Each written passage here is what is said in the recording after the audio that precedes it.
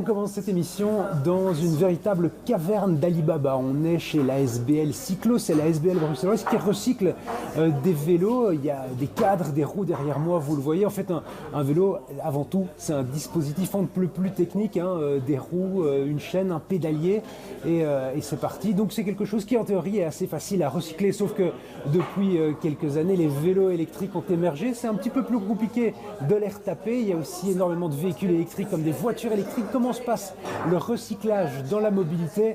Il y a largement de quoi en faire une émission. On se retrouve en plateau avec deux invités. Salut, je m'appelle Quentin Sacré, je travaille chez Cyclo et je coordonne le département d'économie circulaire. Bonjour, je suis Catherine Lénartz, directeur de Febelauto.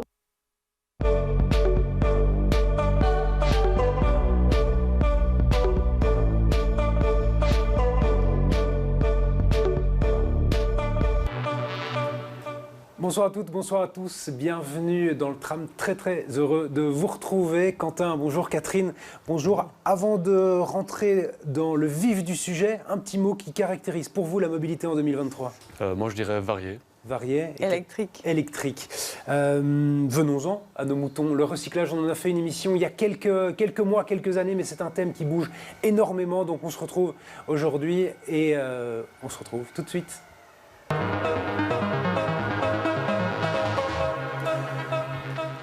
Quentin, vous travaillez chez Cyclo, l'ASBL qui fait du recyclage, mais pas que. Qu'est-ce que c'est Cyclo en quelques mots?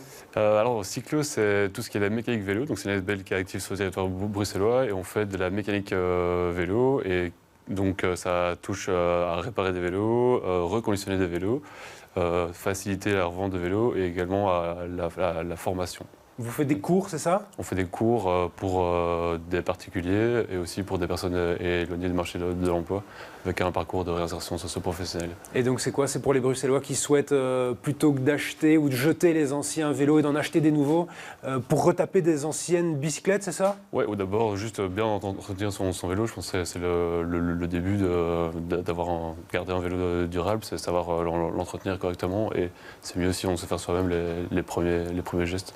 Et donc il y a différents projets. Vous travaillez pour Rebike en particulier. C'est quoi? C'est celui-là justement, le projet de reconditionnement? Oui, c'est ça. Donc le gros département d'économie circulaire.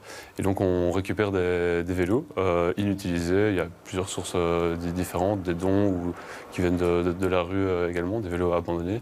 Et on en reconditionne, on en reçoit 2000 par an. Et on en reconditionne 500 environ par an.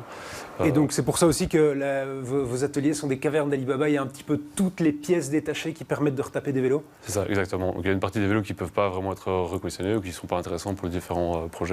Et donc là, on essaie de récupérer un maximum de pièces qui, elles, sont intéressantes, quoi. Et où avez-vous des ateliers? Où est-ce qu'on peut vous retrouver, Cyclo? Alors, il y a des ateliers dans 8 gares, 8 ou 7 gares de Bruxelles. Oui, voilà, principalement, ça, c'est pour faire réparer son vélo. Rebike, qui est ouvert au public uniquement sur rendez-vous pour le magasin de vélos de seconde main, est situé près de Bézère. Une question que je vais quand même vous poser, même si on ne sait pas répondre par oui ou par non, est-ce que c'est facile de réparer un vélo? Ni oui ni non, ça dépend vraiment du vélo. Mais a priori, c'est un dispositif le plus technique qui soit, avec un pédalier, une chaîne. C'est un dispositif qui est, en théorie, assez facile à retaper. Oui, j'imagine que c'est plus facile à retaper qu'une voiture, mais ça va vraiment dépendre du vélo, s'il est électrique ou s'il est mécanique. Catherine, à la Febelauto, c'est ça qu'on fait, du recyclage de voitures en quelque sorte? Absolument. C'est facile de recycler une voiture. Je voyais un chiffre qui disait que 97% d'un véhicule était recyclé, c'est vrai ça? Mais oui, c'est vrai, et c'est fantastique. En fait, on est les meilleurs en Europe. Il y a aussi des autres pays qui font la même chose, mais et qui sont aussi bien. Mais nous avons en effet des bonnes technologies. Donc, il y a d'abord la dépollution, enlever toutes les fuites, puis il y a la réutilisation. Donc, il y a quand même 24% d'un véhicule qui est réutilisé. Donc, ça veut dire les pièces, le moteur, des pièces de carrosserie. Et puis telles quelles, les composons. Les composants sont réutilisés. Voilà. Donc ça, c'est réutilisé pour réparer des voitures. Et puis, le tout va par après dans un broyeur. Et toutes ces pièces sont par après encore retriées, après broyage, retriées par des différentes technologies. Et comme ça, nous avons 97,3% de recyclage en Belgique. c'est fantastique, quoi. La meilleure matière première pour créer une voiture, c'est une autre voiture? C'est ça que vous êtes en train de dire en quelque sorte? Oui, c'est ça, mais c'est pas complètement fermé. Ça peut être aussi bien qu'on fait de nouveau des vélos avec les métaux récupérés ou avec l'alu récupéré. On fait tout, quoi. C'est pas complètement fermé. Hein, donc ça devient de nouveau des matières premières pour faire de nouveau des vélos, des steps, des voitures. Quentin, il y a depuis quelques années beaucoup de vélos électriques. Comment ça se passe? Est-ce que vous êtes capable chez Cyclo justement de retaper des vélos électriques aussi? Alors on n'est pas encore capable vraiment de les retaper. Il y a un point vélo qui est en train de s'occuper d'apprendre à justement retaper des vélos. Du coup c'est plus complexe par la technologie, le moteur, et aussi il y a toute la partie batterie qui, je pense, ne pourra pas être gérée vraiment en atelier, mais on devra du coup externaliser le traitement de ces batteries. C'est ça, chez vous avez surtout des mécaniciens plutôt que des électriciens ou d'autres types de métiers. Quid pour l'avenir de Cyclo dans les prochains mois? Est-ce que vous avez des projets, des chantiers sur lesquels vous êtes en train de bosser? Alors il n'y a pas de gros chantiers, mais il y a deux actualités. Si la saison des brocantes recommence, et donc du coup une brocante, c'est un endroit où un particulier peut venir déposer son vélo, le vélo doit pouvoir rouler. Il le dépose, on fait un petit check où l'organisation, l'atelier participatif ou l'organisation locale fait un check du vélo, et après ça le vélo est mis en vente pour d'autres particuliers. Et donc ça, la saison recommence ici en avril et ça dure jusqu'à octobre. Et deuxième actualité, c'est que notre magasin de seconde main réouvre maintenant dans une semaine. Et donc on peut acheter des nouveaux vélos là, c'est ça? Des vélos reconditionnés. Ouais. Reconditionnés, ouais. C'est ça. Et ça coûte cher un vélo reconditionné? Alors la moyenne de prix chez nous, c'est 250 € pour un vélo de ville. Ça reste quand même plus cher, même si c'est reconditionné, que certains vélos bas de gamme qu'on peut trouver presque en grande surface. Oui, c'est ça. Mais, du coup, là, il a vraiment été reconditionné, il y a une qualité, on a une garantie d'un an et un entretien fourni. Et on l'a dit, la transition électrique change aussi la donne en matière de recyclage, tout particulièrement pour les voitures. Hein, c'est une véritable économie qui est en train de se développer, c'est un enjeu pour demain.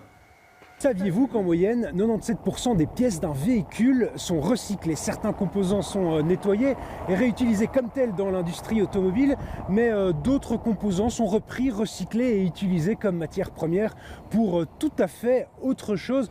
C'est un véritable enjeu en 2023 dans l'industrie automobile, un véritable enjeu économique que de savoir comment réutiliser les composants qui fabriquent une bagnole, d'autant plus en cette période de transition électrique. C'est un véritable enjeu économique et on va voir que la Belgique a encore un petit peu de choses pour s'améliorer dans le recyclage en termes de voitures.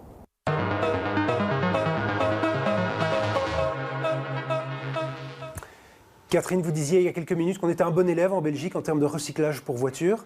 Il y a quand même d'autres manières de s'améliorer parce qu'on sait que la législation en termes de recyclage de voitures en Belgique, il y a encore un peu de boulot.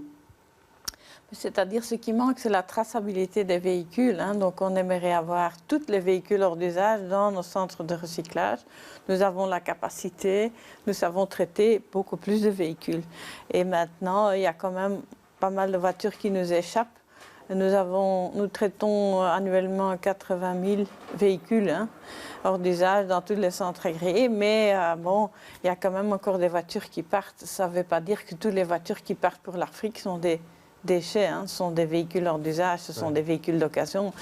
Mais ceux qui sont vraiment des voitures pourries, on aimerait en effet les recycler tous en Belgique parce que nous avons la capacité et les technologies. Et ça veut dire qu'il y a beaucoup de voitures alors qui disparaissent des radars en quelque sorte, c'est ça, qui sont envoyées vers d'autres continents et qu'on pourrait plutôt réutilisé en Belgique, c'est ça que vous voulez dire? C'est ça.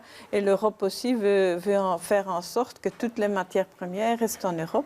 Et donc, on espère aussi vivement, avec la nouvelle législation européenne, qu'on va en effet toucher à cette problématique et garder plus de véhicules ici, en Belgique. Catherine, quand on parle de recyclage de voitures, de retaper une voiture, on sait qu'il y a énormément de voitures thermiques qui sont amenées à disparaître. Il y a de plus en plus de voitures électriques. Est-ce que c'est possible de transformer, est-ce que c'est possible et faisable pour le commun des Bruxellois de transformer une voiture thermique en voiture électrique? Mais je n'ai pas encore vu des cas économiquement faisables. Ce que j'ai quand même vu, ce sont des camions avec un moteur diesel transformé dans un camion électrique. Il y a du savoir-faire à ce niveau-là en Europe qui manque peut-être en Belgique. C'est le rétrofit, c'est ça qu'on appelle? Le rétrofit. Ouais. Mais je ne sais pas si c'est pas toujours si évident parce qu'il faut chaque fois il faut une nouvelle homologation de cette voiture transformée, disons. Mais ce qu'on sait en effet déjà faire, c'est transformer les batteries des voitures électriques dans des systèmes de stockage énergétique circulaire. Ça, c'est quelque chose qu'on fait maintenant. C'est un énorme enjeu, ça, le stockage de l'énergie dans le monde de la voiture, mais pas uniquement. Oui, dans le monde de l'énergie, hein, c'est un monde beaucoup plus large. Hein. Stocker de l'énergie qui vient des panneaux voltaïques sur la batterie circulaire de préférence, c'est en effet un beau produit, défi. Ouais. un beau défi. Quand on dit, je reviens sur ce chiffre, de 97,3% d'une voiture qui est recyclée, réutilisée, est-ce que c'est pas un petit peu de greenwashing de la part du monde de l'automobile de dire, vous voyez, nous on recycle 97%? Non, c'est vrai. Il faut vraiment une fois venir, Thomas, mais je peux te montrer, c'est incroyable ce qu'on sait faire. Et ce qui reste, c'est vraiment un petit tas hétérogène d'une voiture qui est composée de mousse textile et autres. Ça sont les choses qu'on ne sait pas recycler, mais tous les plastiques, tous les métaux ferreux, non ferreux, même le verre, même le sable dans les tapis, on sait recycler. Vous avez lancé l'invitation, Catherine, je vous remercie et on la prendra à bras-le-corps pour suivre un petit peu cette filière de recyclage dans les prochaines émissions du Tram. Merci à toutes et à tous de nous avoir suivis. On se retrouve évidemment la semaine prochaine, même heure, même Tram. Bonne soirée.